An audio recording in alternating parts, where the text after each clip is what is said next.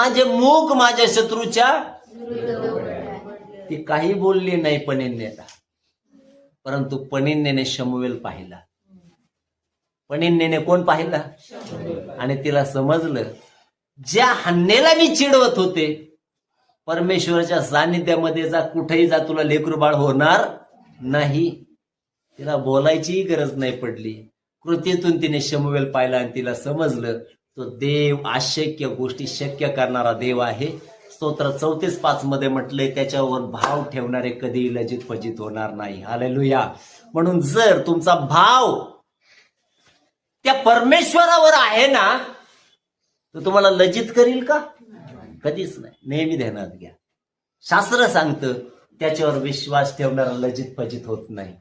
मग भलेही सारेच आयुष्य 90 वर्षाचं झालं म्हणून परमेश्वराला काही फरक पडतो का?